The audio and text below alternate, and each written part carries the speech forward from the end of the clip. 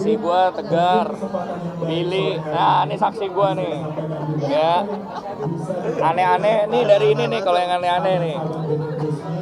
Oke, ya, Alvin gimana nih untuk bulan Ramadan tahun ini sendiri? Tahun kedua ya kalau nggak salah. Iya, gimana nih lancar apa nggak sih? Sempat ada kendala nggak sih untuk lebaran? Apa puasa tahun kedua ini sama istri?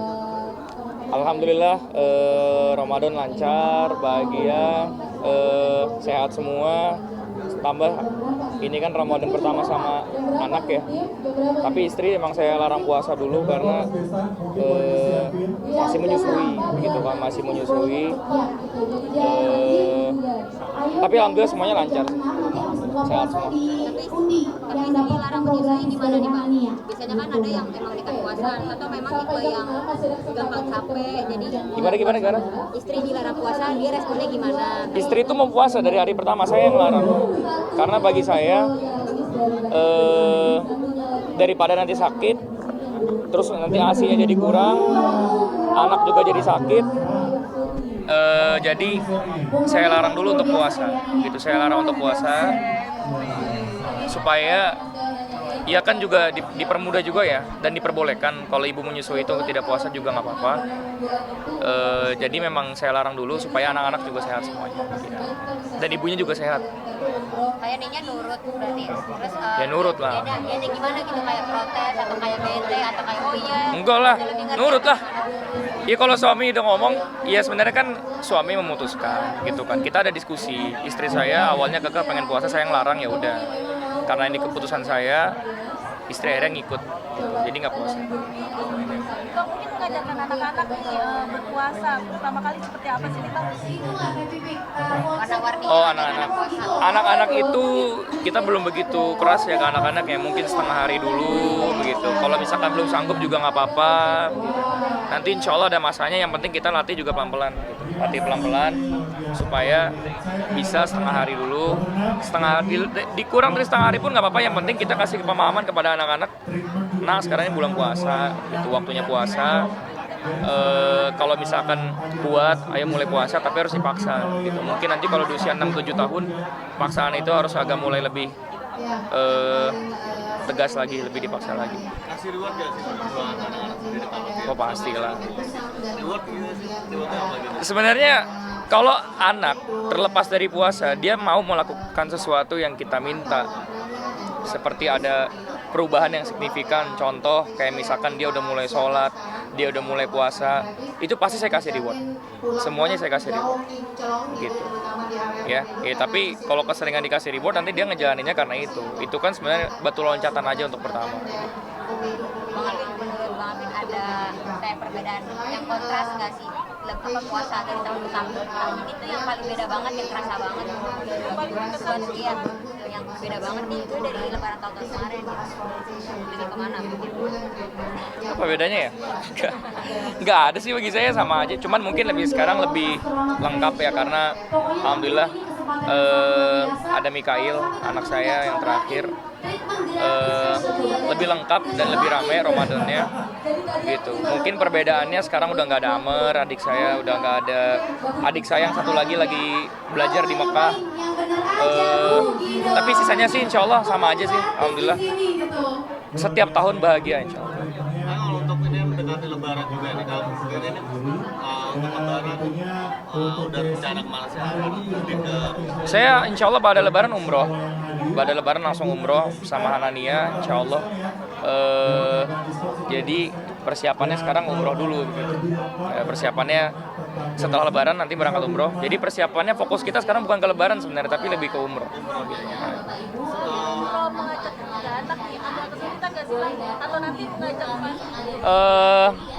Qadarullah belum bisa semuanya ikut ya untuk umroh, karena Yusuf juga sekarang harus fokus sekolah sama terapinya kan. Kalau misalkan umroh nanti bolosnya juga kelamaan. Kalau misalkan yang lain insya Allah bisa ikut, karena sekolahnya itu belum yang, kalau yang kedua ini Zen kan sekolahnya belum setiap hari ya. Mungkin kalau tahun depan nih, nah ini yang sulit nih, karena dia sekolahnya udah mulai setiap hari, udah masuk SD. Kalau Mikail, nah ini juga alhamdulillah masih bayi ya. Justru kita ini fokusnya sekarang ke yang bayi sih, karena persiapannya pasti matang banget kan ya. Sebelumnya saya umroh 2 kali sama istri itu berdua doang gitu. Tapi sekarang insya Allah saya ngajak orang tua, ngajak mertua, ngajak adik-adik saya insya Allah untuk ikut umroh. Mas di Ramadan tahun ini benar nggak sih Bang diberkahi dengan adanya udah Mikail? Ramadan itu setiap tahun penuh berkah ya. Kalau misalkan cuma tahun ini penuh berkah enggak, tapi setiap tahun penuh berkah alhamdulillah. Yang penting kan ibadahnya. Siapapun yang ada, tahun lalu belum ada Mikail, tahun sekarang ada Mikail, itu enggak menjadi suatu hal yang begitu saya perhatikan ya gitu. Karena yang paling fokus, yang penting itu kan ibadahnya. Harusnya setiap tahun tuh naik dong gitu ibadah. Meskipun ibadah saya juga ya masih naik turun, tapi nggak ada sih perbedaannya kok. Tapi kalau untuk umroh itu pas lebaran, setelah lebaran ya? Setelah lebaran. Itu untuk lebaran pertama kedua udah ada beda nggak sih?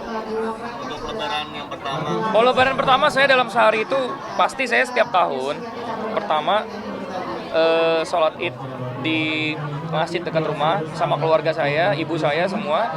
Setelah itu saya makan-makan sama keluarga saya, lalu saya ke rumah istri saya karena rumah istri saya juga dekat di Bogor juga. Jadi dalam satu hari itu agendanya langsung full sama keluarga semua.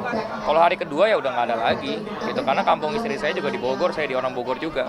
Nanti yang mudik nggak sih bicara-bicara untuk lebaran ini ada kan bicara lebaran ini identik dengan mudik nih. Raifi sendiri itu pernah nih. Iya, saya kalau mudik kemana? Istri saya juga di Bogor gitu.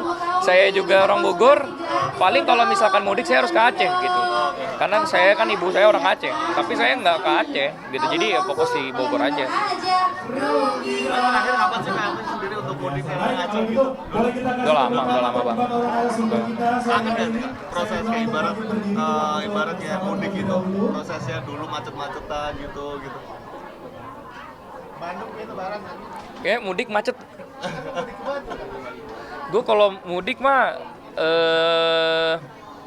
naik pesawat ya.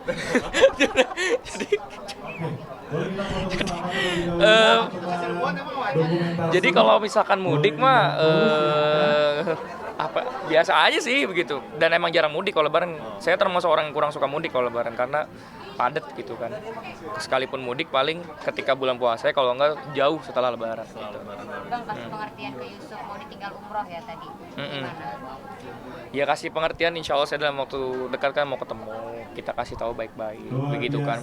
Alhamdulillah Yusuf kan juga belum lama kemarin dia juga umroh sama keluarganya kan begitu. Nah sekarang saya mau umroh dulu nih. Saya nggak mau karena umroh saya nanti akhirnya sekolahnya jadi terputus, terapinya juga terputus. Karena sekarang Yusuf ini harus fokus sekolah. Komunikasi saya sama keluarganya pun selalu yang saya tanyakan dan follow up adalah sekolahnya seperti apa, gimana sekolahnya bagus apa enggak, baik apa enggak, lancar apa enggak semuanya. Pernah kita coba sekali waktu itu dia izin sekolah, akhirnya sama saya bareng hampir 5 hari. Sampai sekolah itu ada masukan dari gurunya kalau Yusuf ini karena udah nggak sekolah, akhirnya kedisiplinannya berkurang, begitu kan, terapinya berkurang. Saya nggak mau itu terulang lagi, apalagi kan kalau umroh itu lama loh.